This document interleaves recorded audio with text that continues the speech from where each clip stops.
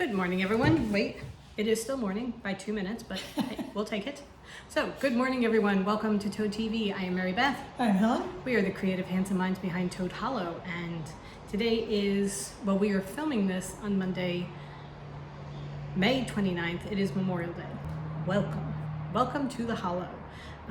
Helen is going to show you, we have a couple of new friends here at the Hollow that we've started noticing around. There's Gus, the groundhog. So she's going to have some video. Well, he's just a picture. But then she has a video of one of our newest members, Right. who is brand new and is so sweet. Yeah. Just so sweet. Yeah. So last time we were talking about the deer that was hanging around and just wouldn't leave the yard, and now we know why. Right. Because she brought her offspring to show off, and oh my God. There's just nothing. It's a Bambi. Baby. Yep. it looks just like Yeah. Bambi. So it's perfect. He's perfect. And we had one, she actually was in the front yard this past weekend. She was just, people would be walking by because it was Saturday. It was a gorgeous day. People were walking by and you would just hear them, is that a deer? Oh look, there's a deer in their front yard. Because she was going through, we have bird feeders of different types. We have some that are houses, but we also have some that are just like trays. And she would go and bump the tray with her head, knock all the bird seed onto the ground, and then proceed to eat. Yeah. And then we saw her later in the afternoon in the backyard with The baby. With her baby. Her baby. Why is the baby crying? The baby. Schitt's Creek reference there. Okay, so that is the Hollow right now. Yeah. There's a little garden updates video at the end too. And just all the frustration is a very strong word, but it is kind of frustrating because trying to find, number one, the way I do things is I have an idea and I just want it to sprout fully formed immediately. I don't think that's outside the realm of possibility. And I don't want it to be, oh, gardens take years to get them perfect. No.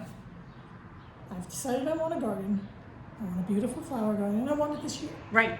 I want it now. Right. I want everything I try to work.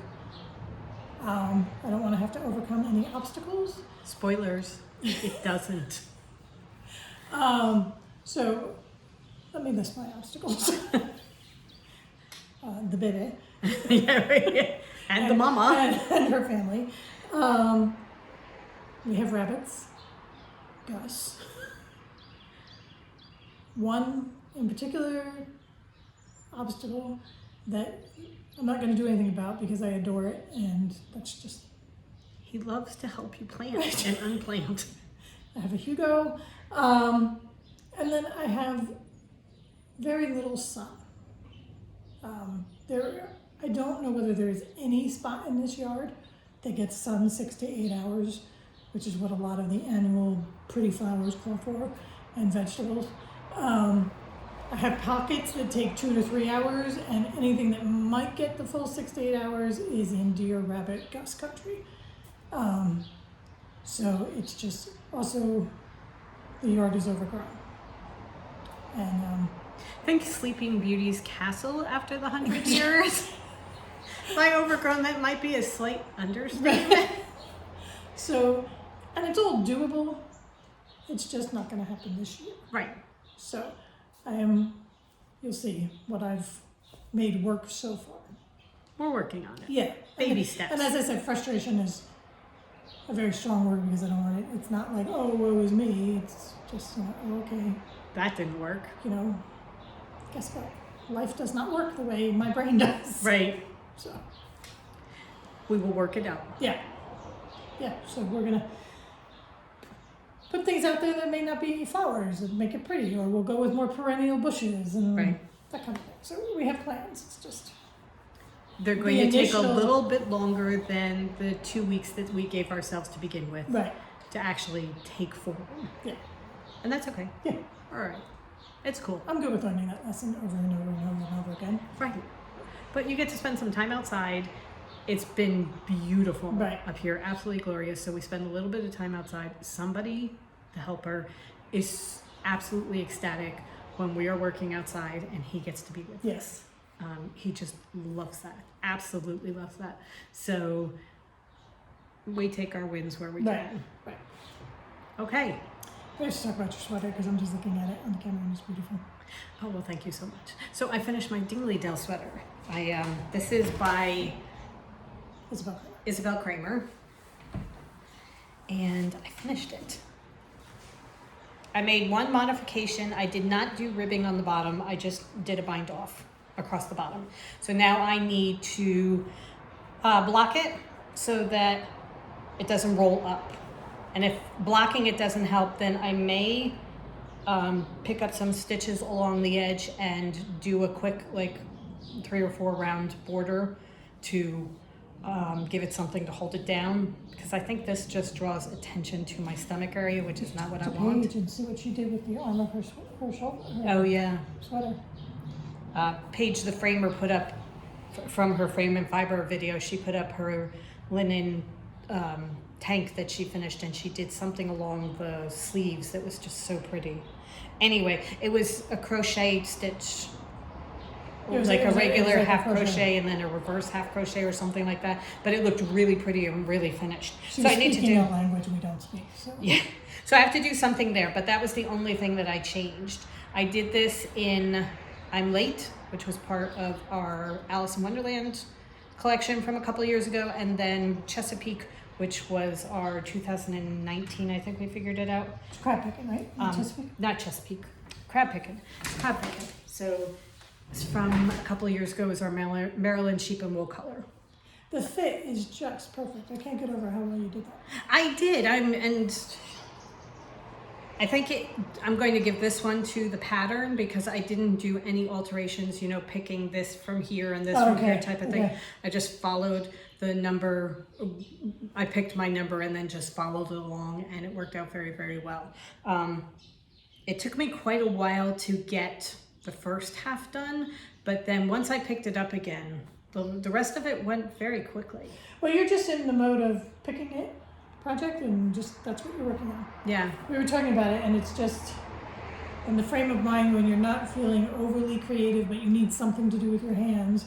Having lots of whips is perfect. Yes. Because you just stick your hand into the whip basket, pull something out, and you're like, okay, that's what I'm doing. You're not overly excited about anything. You're not overly excited to start anything or whatever, and it's just you're in a rut, but you're just pulling something. But you need something to do with your hands. And you just pull it out. No decisions have to be made because you already made them all because it started. You just have to be able to figure out what the project is and where you are in it, and then you just go. And it's so easy. We are going to be going through our whip basket soon because I needed something to do once I finished this, and I went through 2 bags before I got to this. I have no idea what the projects are. Right. Well, so that's going to be an issue. That's an argument for Ravelry. Yes. But I'm giving you permission to start everything in the world because someday you will be in a position where it's just like, I don't want to make a decision. Right. Let me pull something out that I've already started. I do have a sweater in mind that I'm going to start with DK weight yarn because I have 4 skeins of DK weight in our original White Rabbit that didn't even make it to you guys because it didn't come out the way we originally planned. So I'm going to start with that as a base and work with greens and pinks with it, and it's going to be really, really pretty. Yeah. But that isn't even started yet. So that's in the future. Because that's another thing is you got to wind the yarn and just like I want to knit, crochet, whatever right this second. Right. So. Okay. With that in mind, I finished Harriet the last week, and needed something to do. So I had these socks. 2020 maybe. Maybe. I don't know. We started them 3 years ago, 2 years ago, 4 years ago. Who knows? They had been in the bottom of a bag. They were the 3 Chimneys. The top is the 3 Chimneys sock by Kay Jones. How good of you to remember that. I found it because I was looking for a heel, and I'm like, oh, there it is. That's what I was doing. And not a heel, a toe. Then when I hit the heel, I did Knit Pearl Hunter's garter stitch short row heel, which I love because I can do them 2 at a time.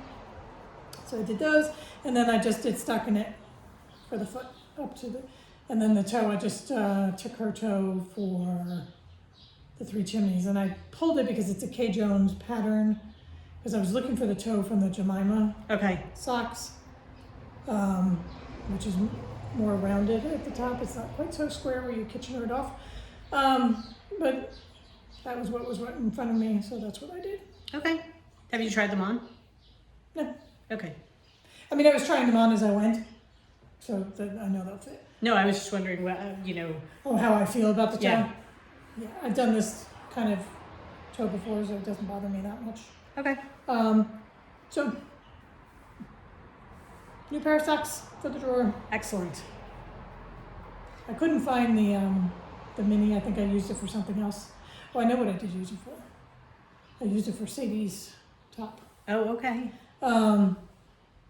So I didn't have the mini to do the heel or the toes, and it just, I think it looks really pretty with just the cuff. yeah. So the yarn was cheddar, mozzarella, and Stilton. I think so. It was a mystery box yarn, I think. So They're that's beautiful. it's done. They're absolutely beautiful. And another set of needles back in the box. Right. I picked up a pair of socks to do because I was looking at 10 o'clock at night and I just needed something. So the socks were what I picked out. And these are the socks that I am working on. I'm doing them 2 at a time.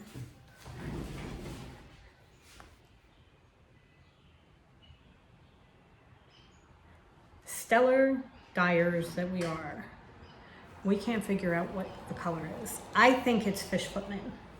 I think it's the fish footman, and I was originally doing it, what was the name of that shawl that had the brioche? Boho blush. Okay, so I was originally doing it with with brioche and the boho blush with the fish footman, and I knit a swatch for whatever I was doing. I just don't know what, I don't remember the purple and the blue and the fish footman. But again, as you said, it might have been one of the first ones we did, so it was more saturated.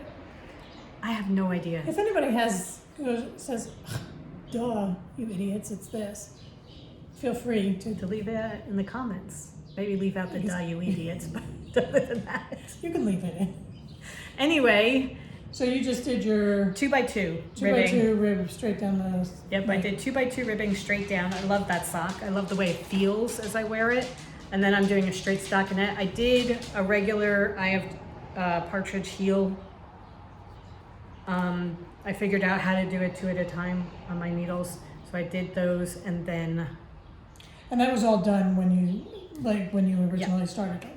when I picked this up, I was probably here when I started knitting, so I've just knit about that much of the sock. But it's perfect to do at night. And I'm almost to the point where I'm going to start the toe. So these will be done very soon. By next week, when we show again, I should be able to have a pair of finished socks. And then they will go into the box because I have an awful lot of socks that are older that now either need darning or need to be replaced. Yeah. So build up the socks. I don't mind that in the middle of the winter when I love wearing woolly socks.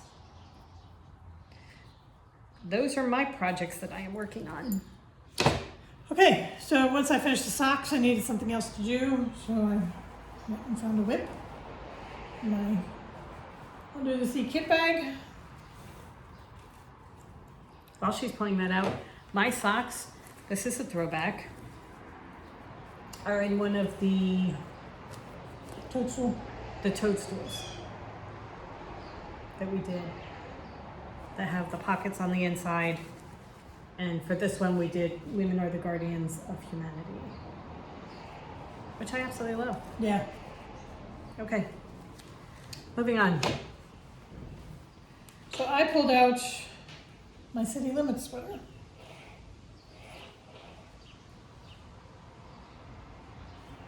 Oh my God, that's so beautiful. Look how gorgeous it is. Oh, it's so beautiful. So this is a sweater that you knit fingering held double and you fade it. So what you do is start with the first color, you hold it double, and then you get to a certain, you decide where, and then you switch to marling the two colors together. So you have a strand of this color and a strand of this color to fade it into each other. And then you go into the color. And that's how you fade the colors. I That is have beautiful. probably another 4 or 5 inches left to go on the bottom. I have no idea what my plan was. I know it was to finish with the green, but then when I wound the green, I didn't wind it into 2 cakes, I just had one. I don't have any more of this green. So I am marling with, this is Weasley, which is, what do we do, Autumn at the Hollow? Yes. So change to Autumn at the Hollow. So this is Autumn at the Hollow, and so it's kind of, it's the marl, this whole section is the marl of Autumn at the Hollow in the green, which is probably, I have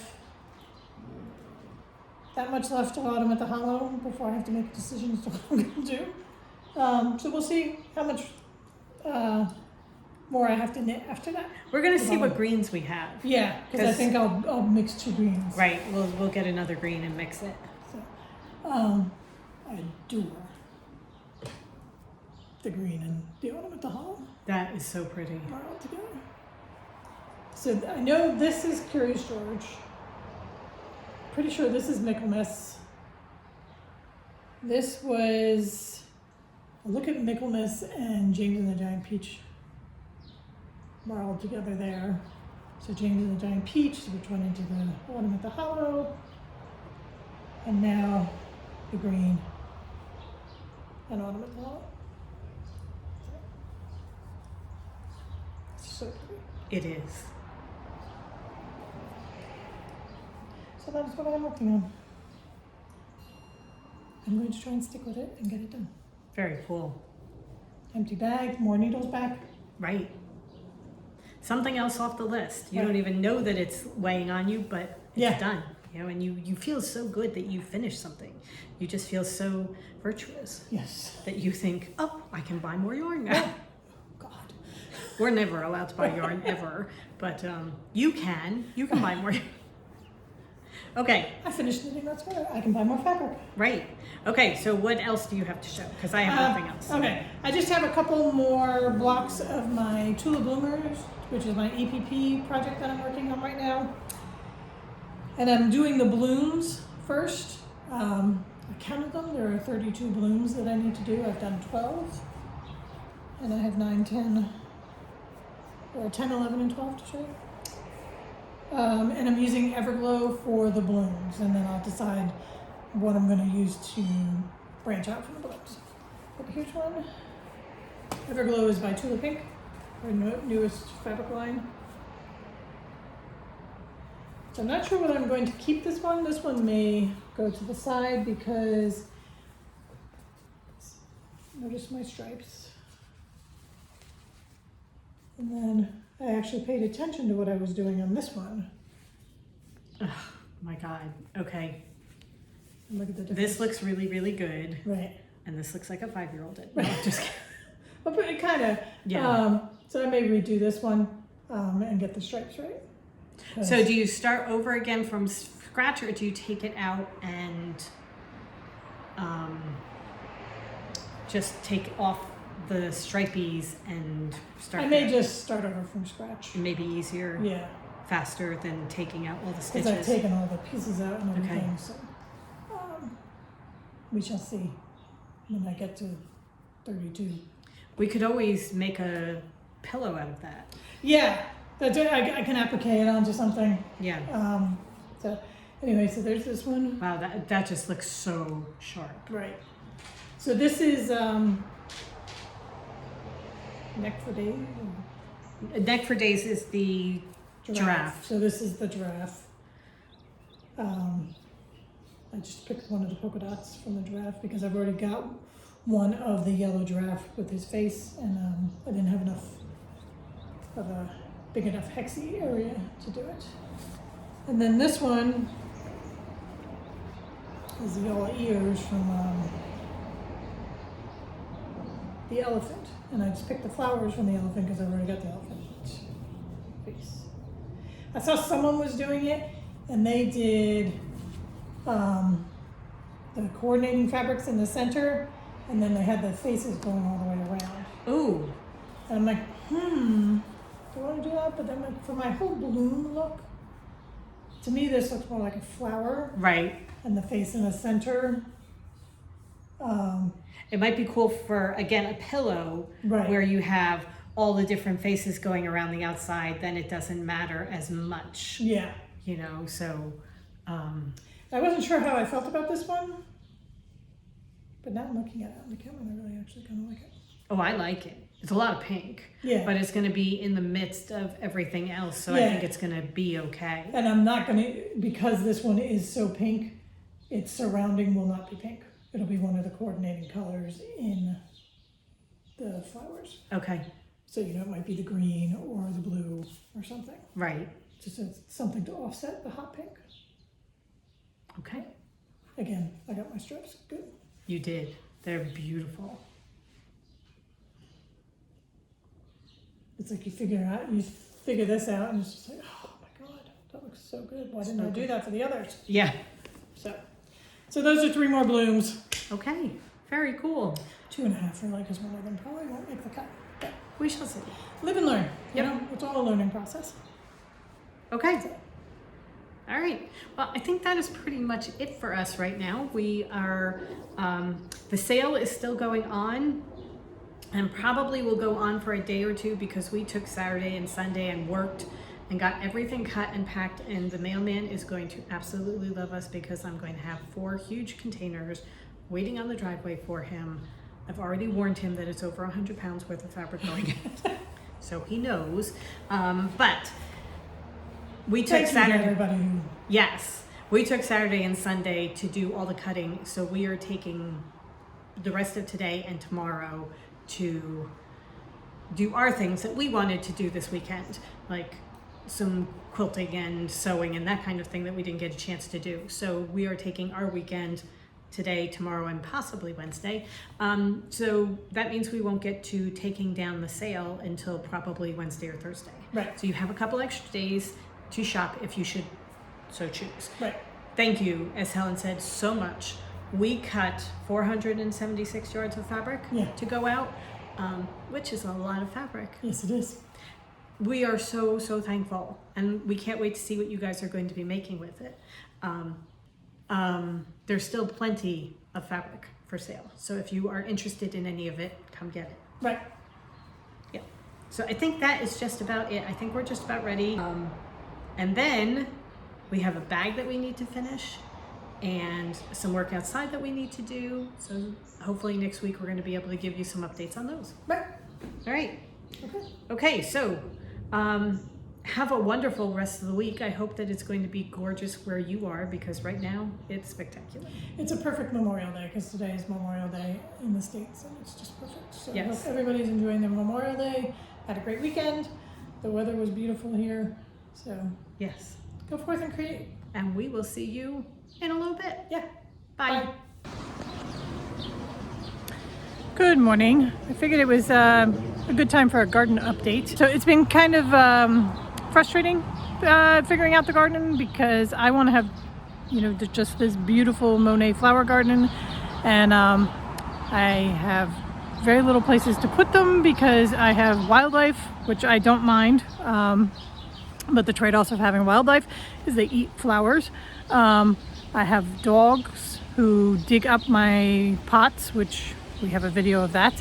And then also I have a sun issue because I have here, let me turn the camera. I have areas like this where my peony is, but that gets sun.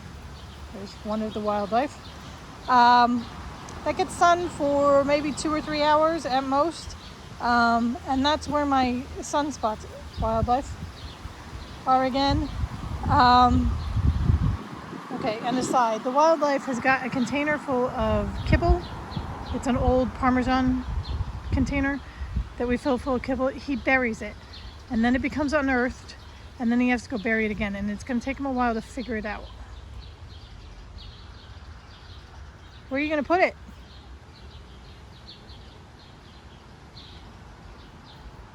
Huh? Where are you going to put it?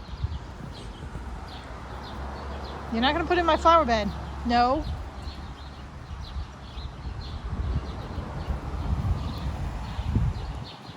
Hey, don't think of my peony. So these are my issues. Okay, here's my flower bed. Out. Out. Thank you.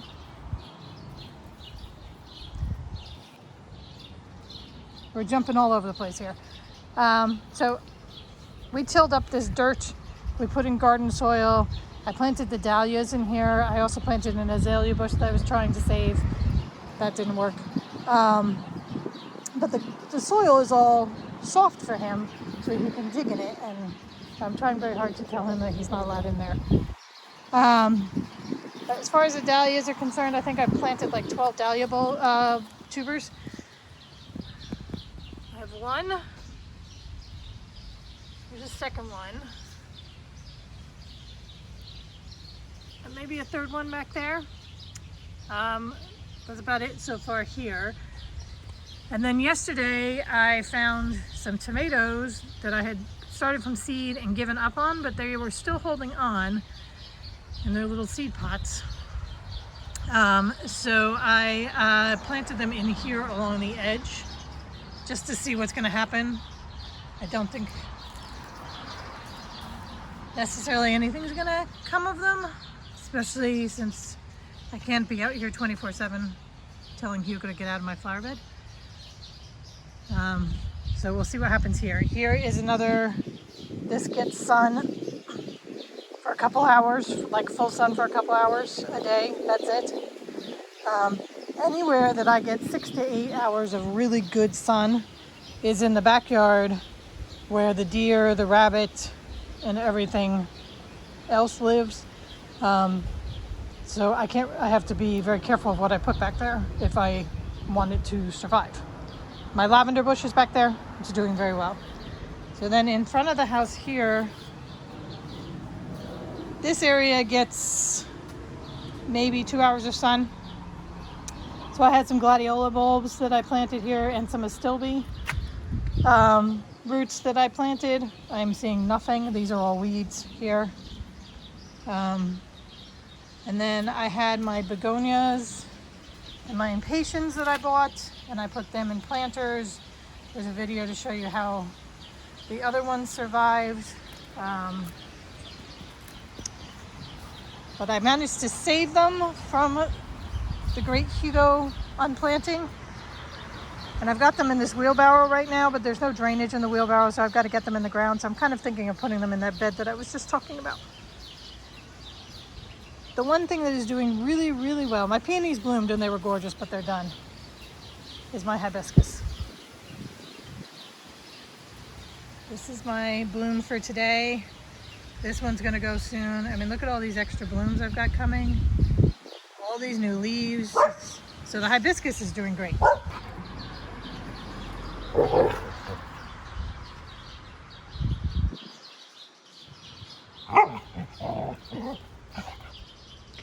He's such a nudge. Some people were worried about Drew from our last video because I didn't have any video of Drew. But here she is. Still lively. She's the grand dame. Anyway, now the dog has passed. My hibiscus is doing great. So that is my highlight for the summer so far. I mean, it's not even really summer yet. So I think what we're going to focus on is some clearing here in the front. We've got all these extra branches and everything, and it might get me a little more sun if I can get some of these branches down. There's a lot of dead wood in here. This patch over here, we call this Hugo's lair.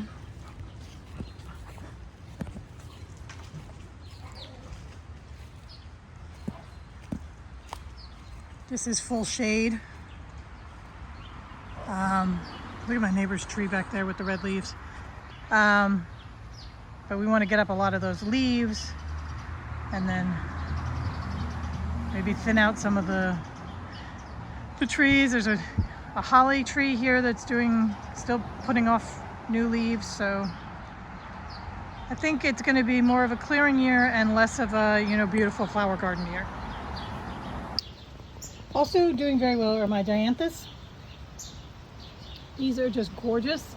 They have the softest, prettiest fragrance to them. So I have these, and then these. Oh, and the wind's blowing and I'm just getting a little bit of the fragrance. It's just, oh, they're so gorgeous. I want to get more of these because I love them. They're deer resistant, and they're doing very well in pots. So I want to get them. I have some sage here. This is leftover sage from last year that just kept growing. And then this is lemon thyme, also from last year. So just keeping those going.